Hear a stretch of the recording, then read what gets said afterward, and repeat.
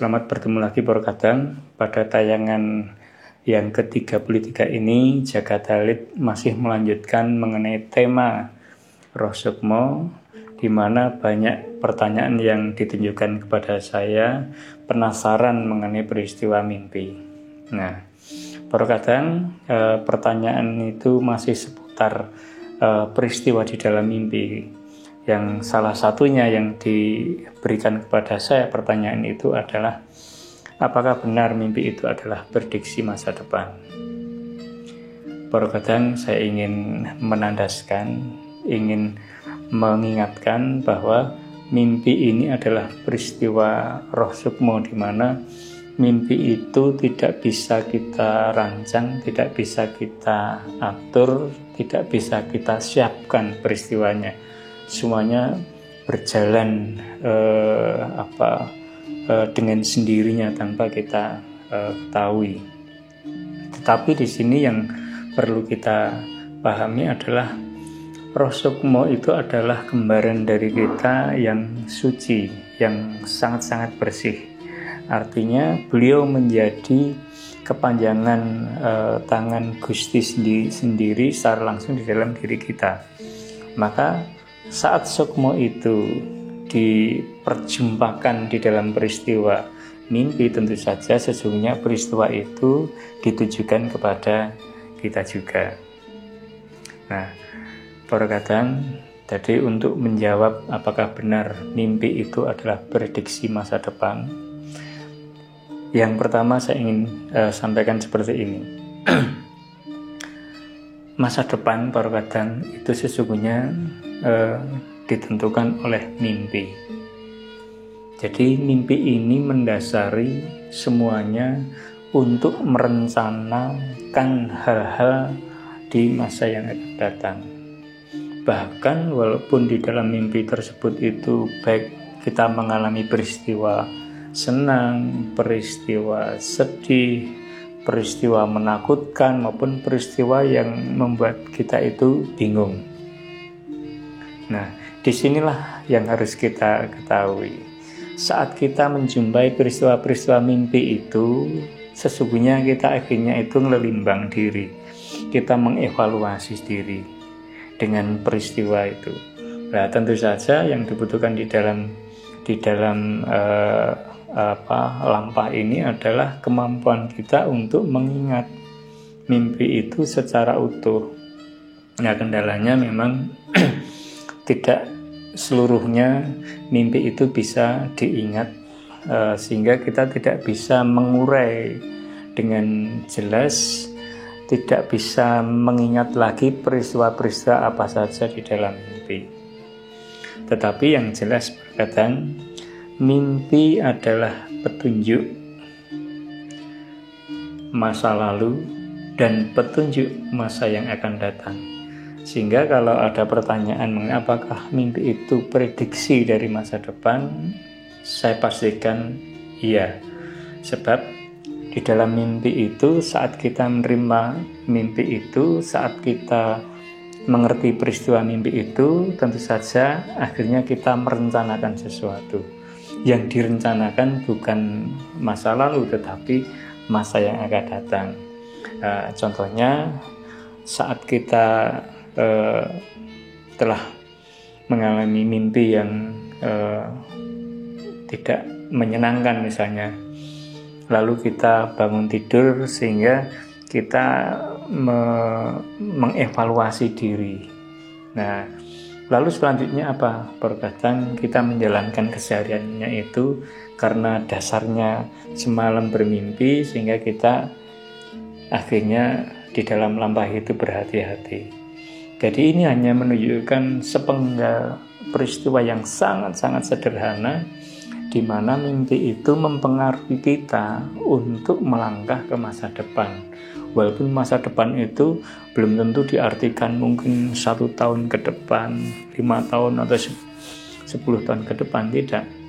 Tapi 1 menit ke depan, 1 jam ke depan, 1 hari ke depan itu juga sudah masa depan bagi kehidupan kita.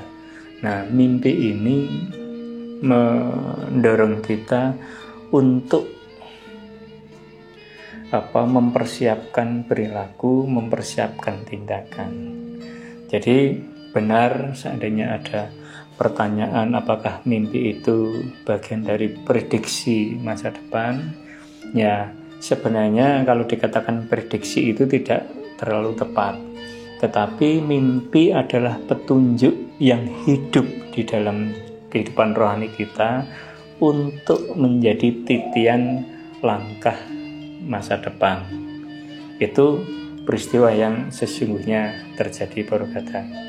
Nah, inilah yang ingin saya sampaikan. Barangkali para kadang juga pernah mengalami mimpi-mimpi di mana mimpi-mimpi itu sangat-sangat membekas di dalam kehidupan kita. Nah, mungkin kalau kita tidak terbiasa, mungkin kalau kita tidak sensitif, mungkin kalau kita tidak peka, nah mimpi itu hanya peristiwa yang kita alami lalu berlalu. Jadi tidak ada hal-hal yang bisa membawa kita pada perubahan manusia yang lebih baik di dalam tatanan rohani dan jasmani. Nah, inilah yang luar biasa. Sukmo itu menunjukkan tentang peristiwa yang harus kita tempuh. Sukmo itu memperingatkan tentang peristiwa-peristiwa yang akan terjadi. Dan sukmo itu sesungguhnya juga menunjukkan peristiwa-peristiwa yang selama ini kabur, selama ini tidak kita ketahui tentang masa lalu. Ada berbagai permasalahan masa lalu itu yang terbawa sampai sekarang itu yang masih benar-benar kita buntu untuk mengetahuinya. Sesungguhnya di dalam proses mimpi itu kita diberikan petunjuk, diberikan gambaran apa yang sesungguhnya terjadi pada saat peristiwa lampau. Tentu saja hal ini membutuhkan lampah yang jauh lebih dalam lagi, karena memang kita dituntut di situ di dalam jagat alit kita itu sesuatu rohani yang peka, sesuatu rohani yang sangat sensitif. Bahkan syukur kalau misalnya panjenengan semua itu bisa hipersensitif sehingga bisa mengetahui tekliwernya peristiwa-peristiwa yang tidak nampak, bahkan yang peristiwa-peristiwa yang benar-benar tidak bisa secara langsung kita kenali lewat indera kita. Nah, begitulah para kadang peran sukmo ini yang berada di dalam alam mimpi. Tentu saja itu bukan peristiwa yang sia-sia, tapi peristiwa yang dibangun, peristiwa yang disiapkan Gusti, yang diberikan kepada kita lewat sukmo kita, lewat kembaran kita yang suci. Nah, ada lagi para kadang ini pertanyaan dari yang lainnya juga. Ini juga menyangkut mimpi dan mempertanyakan bagaimana peristiwa roh sukmo itu di dalam mimpi, padahal mimpinya mimpi buruk. Nah, para kadang berbicara mengenai mimpi buruk ini adalah peristiwa yang sungguh-sungguh tidak kita kehendaki, peristiwa yang sungguh-sungguh tidak kita inginkan, ya. Tetapi disitulah kita tidak bisa menghindari, kita tidak bisa mengelak sedikit pun. Apa yang harus terjadi atas peristiwa mimpi buruk itu harus kita terima. Sebab di dalam mimpi-mimpi buruk sekalipun itu sesungguhnya itu membawa petunjuk, membawa pencerahan bagi diri kita secara mendalam. Ya. Nah, salah satunya apa? Peristiwa mimpi buruk ini kenapa diberikan kepada kita? Kenapa tidak dijauhkan di dalam kehidupan kita? Nah, ini tentang bagaimana kita dibimbing oleh sukmo itu untuk belajar mengoreksi diri sendiri, para kadang. Jadi apa yang kita koreksi dari kehidupan kita? Yang pertama itu kembali kepada lahiriah kita, jasmaniah kita, di mana kita mungkin saat menjalani lampah kehidupan ini kita melakukan dharma-dharma yang tidak baik, melakukan kejahatan-kejahatan di dalam jagat seserawungan. Nah, bisa juga di situ mungkin panjenengan semua menyakiti sahabat-sahabatnya, melukai orang-orang yang mungkin tidak mempunyai permasalahan dengan panjenengan. Bahkan seandainya kita tega membunuh orang lain secara keji, ya ini termasuk juga digolongkan di dalam peristiwa jasmani kita, di mana itu kita lakukan dengan tindakan. Tetapi peristiwa itu berkatan itu membawa dampak yang luar biasa. Nah, orang-orang yang telah melakukan hal tersebut itu siap tidak siap, mau tidak mau, itu akan diperingatkan oleh sukmo. Nah, maka jangan heran, jangan kaget seandainya orang-orang yang berperilaku keji itu sesungguhnya mengalami peristiwa mimpi-mimpi yang sangat buruk. Cuma mereka belum tentu mau jujur dan terbuka berbagi dengan kita semua. Karena mungkin mereka merasa bahwa ini adalah peristiwa pribadi, dan peristiwa seandainya ini diungkap di depan umum ini malah membuka aib. Nah, jadi perkataan kita semakin mengetahui bagaimana peristiwa mimpi buruk itu. Nah, mimpi buruk itu adalah peristiwa di mana kita diajak mengoreksi diri sendiri. Karena ada sesuatu yang mungkin salah di dalam perilaku kehidupan kita, baik secara jasmani maupun rohani.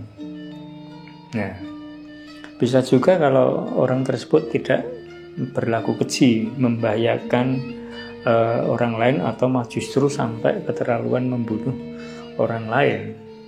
Nah, bahkan para kadang manusia yang mendekatkan kehidupannya itu pada sisi-sisi yang membahayakan, sisi-sisi ya peristiwa hidup yang derawasi. Artinya kalau nun sewu para kadang itu bermain-main di tepi jurang, lalu bermain-main di tepi sungai yang sedang banjir. Nah, ini sesungguhnya peristiwa yang derawasi, peristiwa yang membahayakan diri kita. Nah, ini mungkin kita tidak tersadar karena kesenangan sesaat waktu itu, tetapi oleh sukmo, kembaran kita yang suci itu, kita diingatkan lewat peristiwa. Nah, tentu saja lewat peristiwa mimpi itu, supaya kita itu menjadi tersadar.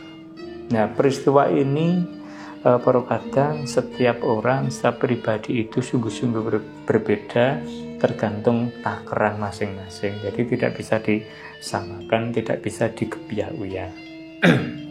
Nah, itu bisa juga kita di dalam peristiwa lakunya derawasi, membahayakan, itu juga kita pasti mendapatkan peringatan, mendapatkan teguran dari sukmo tersebut. Karena sukmo itu juga tidak ikhlas kalau raga kita itu mengalami musibah. Nah, maka gambaran itulah di mana kita diajak untuk mengoreksi diri kita lewat peristiwa jasmani. Lalu ada juga terkadang lewat peristiwa rohani. Nah, seperti apa peristiwa rohani yang terjadi kaitannya dengan mimpi buruk itu? Semuanya itu terkadang pasti ada yang melatar belakangi. Nah, itu hanya teguran dari Gusti lewat sukmo yang diberikan kepada kita. Kecuali kita orang-orang yang hipersensitif, orang-orang yang sangat-sangat peka, yang langsung bisa mengetahui setiap kejadian itu adalah sesuatu yang harus kita kaji dulu, dan kita harus bergulat di dalam peristiwa roh benedo, sehingga langkah, tindakan, perilaku kita, pakarti kita itu juga dunung, dan hal tersebut pastinya akan bisa sesuai dengan kehendak Gusti. Nah, apa saja peristiwa mengoreksi di dalam rohani kita seandainya itu terjadi di dalam ranah mimpi buruk. Yang pertama, kita seringkali di dalam rohani ini kita menduakan. Jadi kita juga mengimani Gusti, tetapi juga mengimani bukan Gusti. Nah, jadi peristiwa rohani ini, peristiwa selingkuh diri kita itu, kita tidak benar-benar setia dengan Gusti, tapi juga kita menembah dengan yang lain di luar Gusti. Ini pun juga ada peringatan-peringatan yang pasti akan disampaikan kepada kita. Maka kembali saya berbagi kepada Porokadang, jadilah manusia yang baik. Artinya pada saat kita itu sudah berserah setia kepada Gusti, maka setialah. Setialah dengan sungguh-sungguh, setialah dengan segenap jiwa dan raga. Jangan sekali kita mendua. Nah, peristiwa ini juga kalau dilakukan pasti kita juga akan mendapatkan peristiwa-peristiwa semacam mimpi buruk tersebut. Peristiwanya apa, ini semuanya berbeda. Nah, itu seandainya di dalam diri kita itu rohaninya itu mendua, Porokadang. Jadi ya menyembah Gusti tetapi juga menyembah Syaiton. Nah, ini pasti ada peringatan-peringatan yang diberikan kepada kita lewat peristiwa mimpi yang buruk tadi.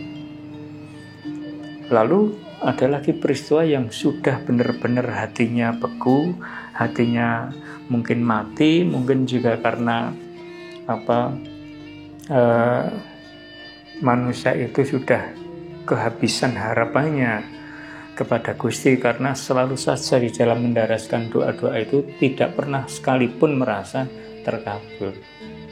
Maka disitulah ada keputusan secara gembleng, secara utuh, secara gulung-gilik dari dirinya itu secara rohani untuk apa? Untuk menyembah dan berbakti kepada Syaiton.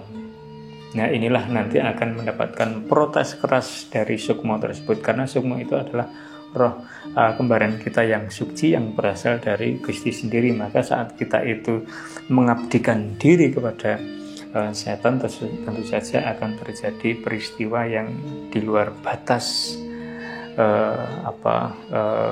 pengertian kita. Tentu saja salah satunya saat kita tidak bisa bertatap-tatapan secara langsung dengan kembaran kita, satu-satunya mimpi, satu-satunya jalan adalah lewat mimpi. Karena mimpi ini adalah jembatan bagi kita semua untuk mengerti, untuk berkomunikasi dengan Sukmo yang membawa berita kabar gembira yang diberikan kepada kita, supaya apa? Kehidupan kita itu menjadi lebih baik. Nah, begitu Porokadang, ini melengkapi wedaran, melengkapi paparan Roh Sukmo yang berada di dalam peristiwa mimpi. Tentu saja saya yakin Porokadang pasti juga mempunyai pengalaman mimpi-mimpi yang luar biasa. Tentu saja semuanya itu bermakna, dan Gusti memberikan kita peristiwa mimpi. Gusti memberikan piranti kita di dalam ingatan untuk mengingat mimpi itu, bukan peristiwa yang sia-sia, bukan peristiwa yang kebetulan, tetapi semuanya itu sungguh-sungguh dirancang supaya peristiwa yang berada di dalam alam semesta ini bisa kita kenali, karena kita menjadi umatnya yang dikasihi oleh Gusti. Nah, demikian Porokadang. Semoga panjenengan semua bisa lebih paham, bisa lebih mapan di dalam memaknai, tidak usah resah dengan mimpi buruk. Semuanya harus terima dengan rasa syukur, karena itu sesungguhnya petunjuk yang baik yang membawa kita itu keluar dari cangkang kita yang mengikat kita untuk menjadi manusia-manusia yang baik di dalam kehidupan ini. Demikian Para Kadang, terima kasih atas perhatiannya. Semoga kita masih bisa diberikan kesempatan untuk berjumpa lagi di dalam tayangan-tayangan berikutnya. Matur nuwun dan rahayu.